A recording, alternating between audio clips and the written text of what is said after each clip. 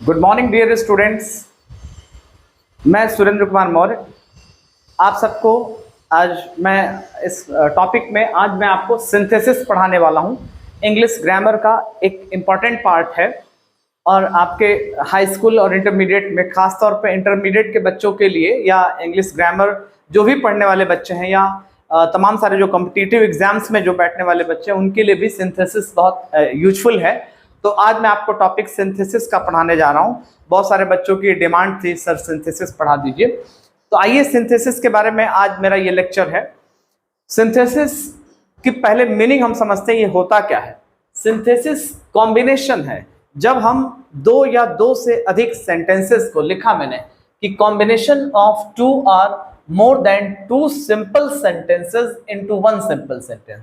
जब आप दो या दो से ज्यादा साधारण वाक्यों को जब एक साधारण वाक्य में, एक सिंपल सेंटेंस में कंबाइन कर देते हैं, जोड़ देते हैं, तो उसी को हम उसी कॉम्बिनेशन को सिंथेसिस कहा जाता है। मीन्स जो हम कंबाइन करते हैं, जोड़ते हैं, दो या दो से अधिक साधारण वाक्यों को, सिंपल सेंटेंसेस को जोड़ करके एक साधारण वाक्य बनाते हैं, एक सिंपल सेंटेंस बनाते हैं, तो that is called synthesis. Synthesis के तीन पार्ट हैं। There are three parts of synthesis. First is simple sentence,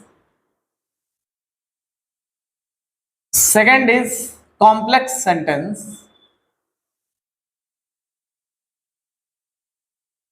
and third one is compound sentence। compound sentence तो सिंथेसिस के तीन पार्ट होते हैं, सिंपल सेंटेंस, कॉम्प्लेक्स और कंपाउंड सेंटेंस। तो आज मैं पहले आपको सिंपल सेंटेंस कैसे बनाते हैं, how to form simple sentences, today we are going to learn this. ये आज हम लोग सीखने जा रहे हैं। फिर इसके बाद कॉम्प्लेक्स और कंपाउंड में कंजंक्शंस का यूज होता है, हम इसको थारोली बाद में बताएंगे। अभी हम सिंपल सेंटेंस बताने जा रहे हैं। तो आइए, सिंपल सेंटेंस को बनाने के लिए भी बहुत सारे तरीके हैं और अलग अलग मैं रूल समझाऊंगा।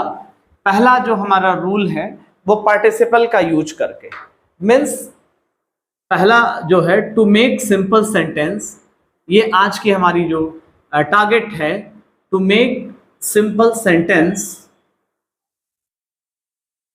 Bye using participle. By using participle आज हम लोग सीखेंगे पार्टिसिपल का यूज करके कैसे हम सिंपल सेंटेंस बनाते हैं। ये रूल नंबर 1 है हमारा। Rule number 1, this is rule number 1, to make simple sentence by using participle. Participle का यूज करके हम लोग सीखेंगे। अब पार्टिसिपल जो होते हैं ये भी, there are 3 types of participle. पहले तो हम जान लें कि पार्टिसिपल भी कितने प्रकार के होते हैं। तो जो पार्टिसिपल होते हैं इनके भी there are 3 types of participle. पहला है प्रेजेंट पार्टिसिपल, और जो प्रेजेंट पार्टिसिपल होता है ये वर्ब में आईएनजी जोड़ने से बनता है। वर्ब विद आईएनजी से बनता है। Past participle verb in third form से बनता है, वर्ब के थर्ड फॉर्म से बनता है पास्ट पार्टिसिपल। सॉरी, पहले तो हम लिखते हैं पास्ट पार्टिसिपल, दूसरा है पास्ट पार्टिसिपल, और ये जो पास्ट पार्टिसिपल है वो वर्ब के थर्ड फॉर्म से बनता है और it works like adjective. It works like adjective, और यह एडजेक्टिव की तरह कार्य करता है। एडजेक्टिव की तरह वर्क करता है, एडजेक्टिव की तरह कार्य करता है। तो ये आज ये तीसरा है परफेक्ट पार्टिसिपल। परफेक्ट पार्टिसिपल ये आपका परफेक्ट पार्टिसिपल है, और ये कैसे बनता है, हैविंग प्लस वर्ब के थर्ड फॉर्म से बनता है। हैविंग प्लस वर्ब के थर्ड फॉर्म से बनता है। तो ये आप पार्टिसिपल हम लोग 3 प्रकार के होते हैं, प्रेजेंट पार्टिसिपल, दूसरा पास्ट पार्टिसिपल, तीसरा परफेक्ट पार्टिसिपल। प्रेजेंट पार्टिसिपल कैसे बनता है? वर्ब विद आईएनजी से बनता है।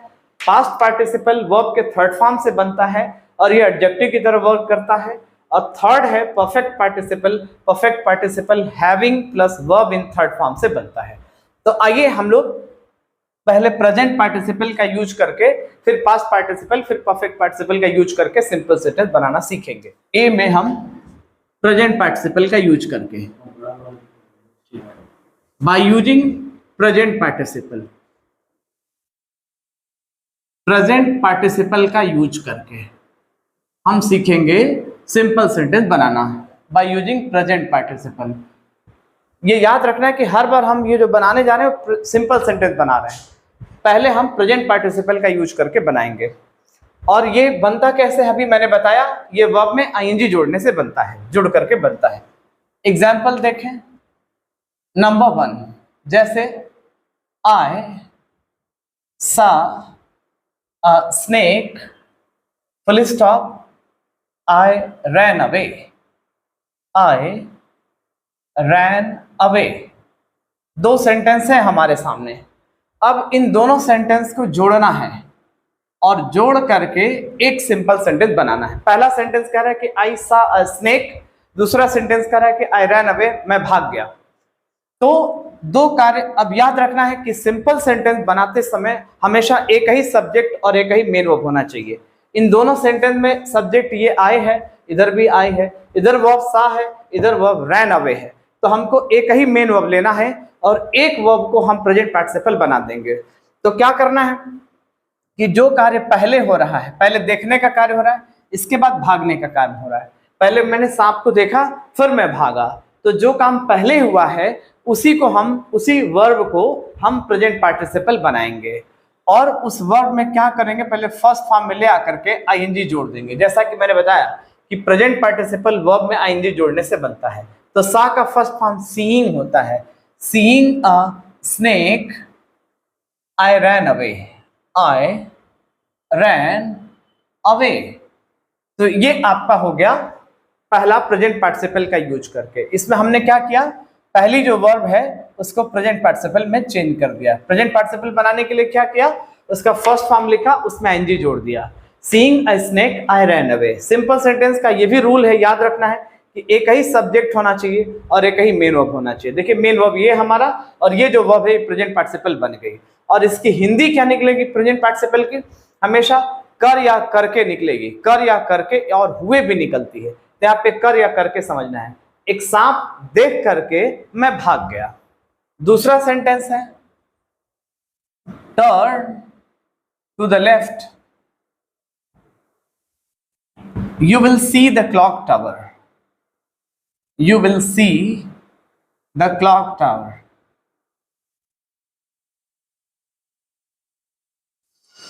अब देखेंगे सिंपल सेंटेंस हम बनाने जा रहे हैं और सेंटेंस में कहा गया कि टर्न टू द लेफ्ट, बाएं मुड़ो, you will see the clock tower, तुम्हें क्लॉक टावर दिखेगा। तो पहले हमें क्या करना है, पहले मुड़ना है, फिर तब जाके हमें ये दिखेगा क्लॉक टावर। तो पहले याद रखना है कि जो काम पहले हम करेंगे वही आपका प्रेजेंट पार्टिसिपल बन जाएगा। मीन्स उसमें आईएनजी जोड़ करके और शुरू में ही रखना है प्रेजेंट पार्टिसिपल को। तो turning to the left, turning to the left comma करके you will see the clock tower, you will see the clock tower. तो यहां पर आप देखेंगे कि एक ही सब्जेक्ट होना चाहिए और एक ही मेन वर्ब होना चाहिए। सी यहाँ पर मेन वर्ब हो गया और ये जो वर्ब है शुरू वाली, इसको हमने प्रेजेंट पार्टिसिपल में बना दिया। प्रेजेंट पार्टिसिपल, और याद रखना है कि सब्जेक्ट से ही संबंधित है ये प्रेजेंट पार्टिसिपल। मीन्स जैसे ऊपर वाले में देखेंगे, सांप को कौन देखा है, मैंने, भागा भी कौन है, मैं ही भागा हूं। इसलिए इसका संबंध, जो प्रेजेंट पार्टिसिपल का संबंध है, इसी सब्जेक्ट से है और इस भी क्रिया का संबंध इसी से है। इसीलिए जो प्रेजेंट पार्टिसिपल होता है वो सब्जेक्ट से शुरू में रखेंगे। अगर वो इसी सब्जेक्ट से जुड़ा हुआ है, मीन्स यही बंदा दोनों काम कर रहा है, तो हम इस क्रिया को, प्रेजेंट पार्टिसिपल को पहले रखेंगे। उसी तरह से यहाँ पर भी हम लोगों ने you will see the clock tower, तुम बाद में टावर दिखेगा, पहले तो हमें बाएं मुड़ना है। तो ये टर्निंग वाला जो काम है, जो प्रेजेंट पार्टिसिपल है, ये हम शुरू में रखेंगे, सब्जेक्ट से पहले रखेंगे। तो turning to the left you will see the clock tower. Third example, जैसे ही रीच्ड होम, वह घर पहुंचा, फुल स्टॉप, ही टूक ऑफ हिज क्लॉथ्स,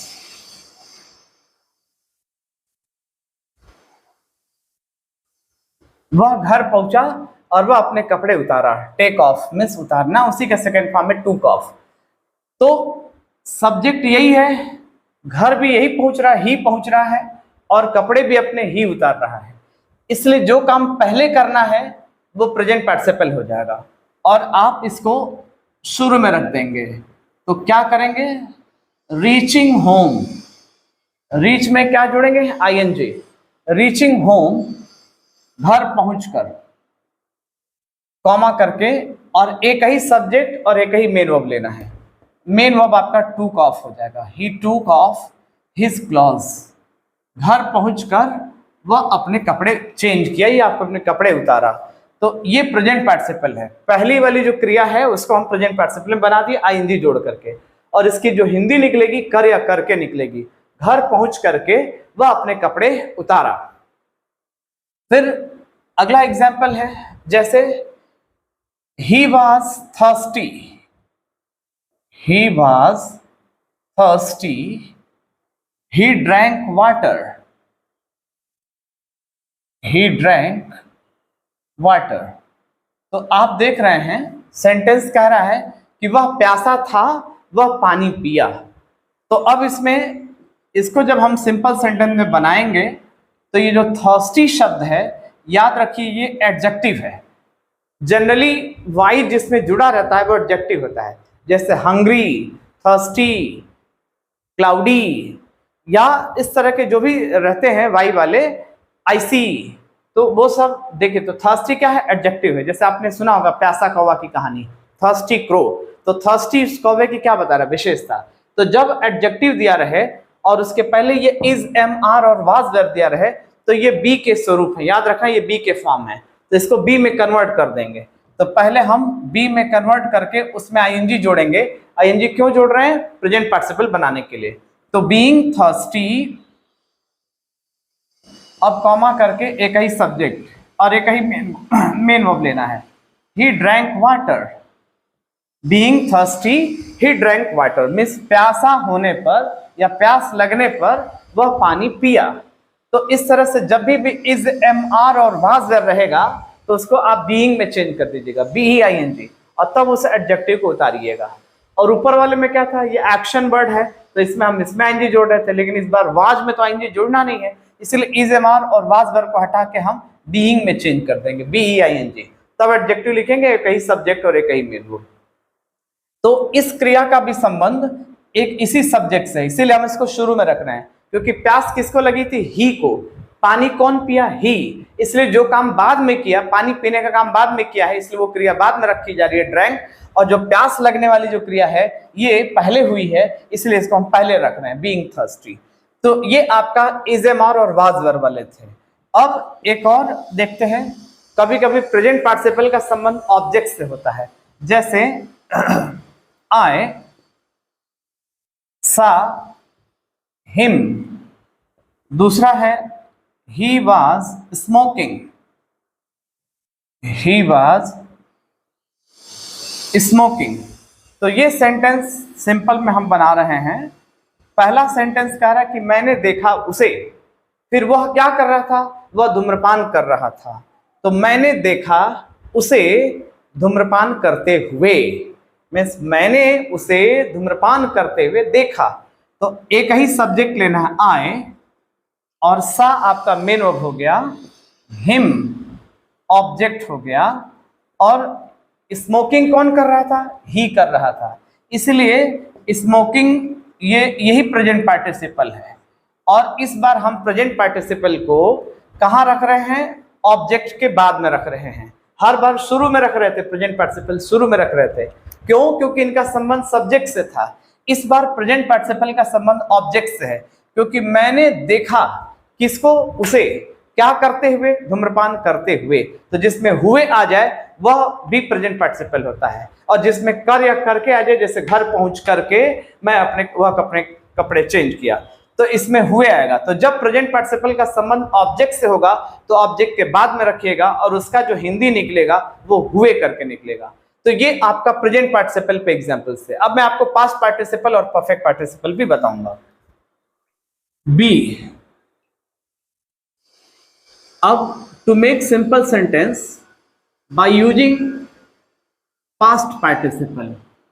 अब हम सीखेंगे पास्ट पार्टिसिपल का यूज करके सिंपल सेंटेंस बनाना सीखेंगे। जैसा कि मैंने कहा कि पास्ट पार्टिसिपल जो है ये किससे बनता है, वर्ब के थर्ड फॉर्म से बनता है, और ये एडजेक्टिव की तरह वर्क करता है। इसके पहले मैंने शुरू में लिखवाया था।